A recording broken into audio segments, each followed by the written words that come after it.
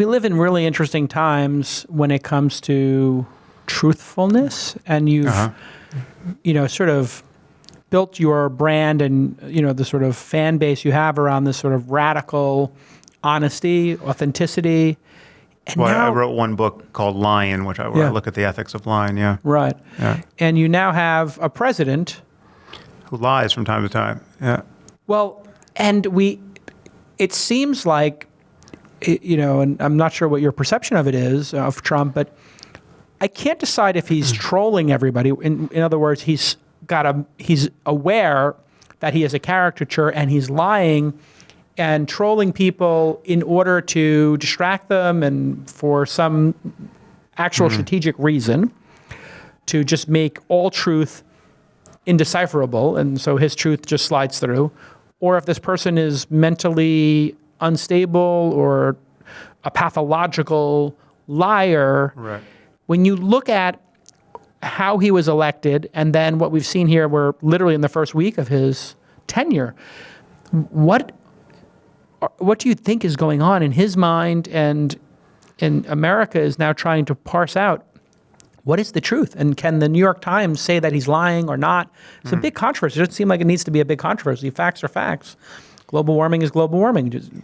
Yeah, well, what's happened? What's interesting and depressing to realize is that either one of those doors you open, it forces you to conclude that at least he's a deeply unethical person, right? So it's either he has got some kind of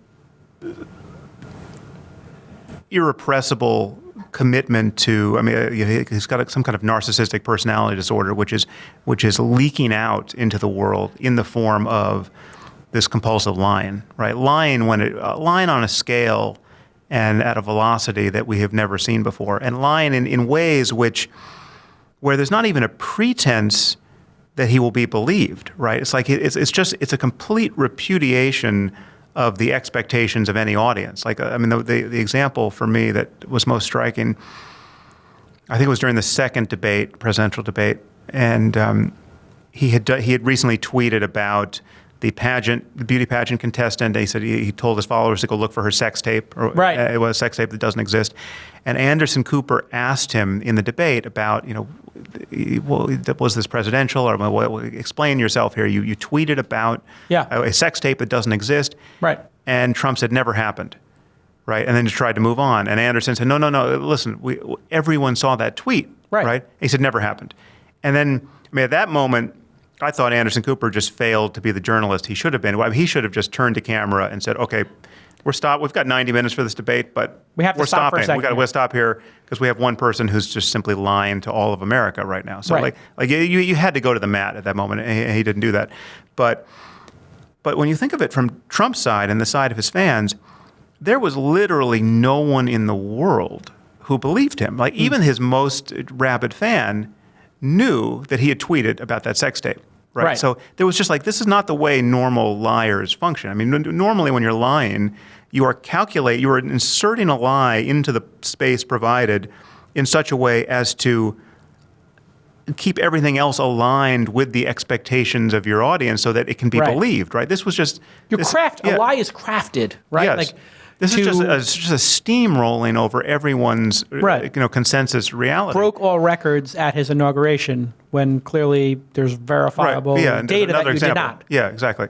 So there's something. So to go back to your first question, is he mentally ill in some way, and this is the result, or is he some kind of genius of manipulation where he just realizes he can, for whatever purpose, achieve his ends by treating people this way and treating facts this way because of the nature of his supporters and because of just how the media can't adequately respond to lies that come pouring in with this kind of frequency.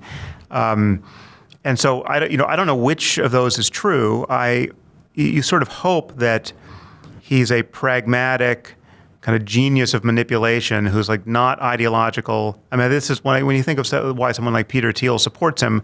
I think it's it's on the assumption that the second is true, that he's doing this, he's trolling because it works, he's got his Twitter account. It's a technique for manipulating people, destabilizing the normal, he's sticking a stick into the wheel. Shaking something up. Yeah. And he's going to burn it down and then build it back up. Right. And so there's in my view, there's really two alternatives here. One is just pure chaos. I mean, there's just the chaos of his narcissism and self-interest, and he's just a wrecking ball that is swinging through all of our lives and institutions, and who knows what will happen.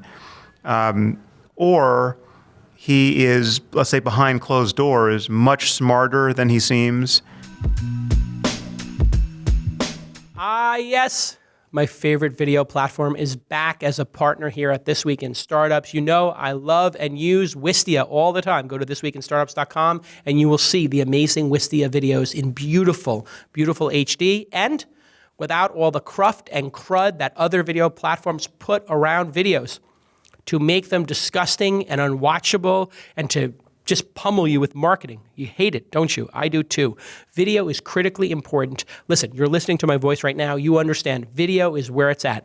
Young people, old people, busy people, business people, everybody wants to hear your message directly from you looking into the camera. I'm watching you right now. Wistia helps you connect directly with your audience. And who else uses Wistia? MailChimp, Moz, HubSpot, Zendesk, Herman Miller, Sam Adams. And this company's on fire. I don't own any equity in it. I'm trying to get myself a little board of advisors position. Maybe I can be on the board of directors and pull a dime here.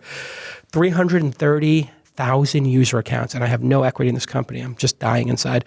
And when they started sponsoring Twist 2 years ago, they had 50,000. That shows you the power of This Week in Startups combined with a world-class product like Wistia. They have grown almost 7x in that time. Amazing analytics. You can look at the trends and look at the streams. You can see exactly where different users view videos, watch a video a second time, and you can make people log in to see certain videos. You can ask them for their email to watch the video and grow your email list. And I told you many times, every email you get for your company is worth between, in my estimation, $10 and $100, depending on your business. And you want to capture those emails before and after the video plays. It is the most effective technique for growing your email list, and email lists are critically important for every startup, every small, medium-sized business, and even big businesses. People ignore it. They ignore video. They ignore email at their peril. So it's super easy to use. There's lots of support. And it's integrated with 20 email and marketing automation tools. So you can share your videos with everybody on your list. There's tons of resources to help you get off the ground with video and marketing. So don't be scared of video and marketing, because you can just simply go on Wistia and watch all their tutorials. They have an amazing blog where they teach you all kinds of cool things. And you can download these guides for choosing the right microphone, like this one, a Neumann. I have like a $3,000 microphone. You don't need to go as crazy as I am. You can get like the $300 or $400 Shure microphones. But anyway, lighting setups for $100, using video and email together, anything. They teach everybody how to use video effectively. I love the product. I use the product. I've used it for years. It's the solution that I was looking for when I wanted to get off those other gnarly platforms that try to hijack your users and won't let you do things like get emails from your own customers. Think about that. You put your videos on other platforms and they take the email and they won't give it to you. Kind of heavy-handed, right?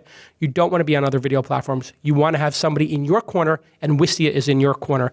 Here is your call to action. This is what the fans need to do for me and to get the best video platform in the world. I want you just to go create an account on Wistia and start hosting some videos there in minutes. Wistia.com/twist, Wistia.com/twist, Wistia, Wistia.com/twist. And thank you so much to the team at Wistia for supporting independent media like This Week in Startups. It means a lot to me personally. Let's get back to this amazing program.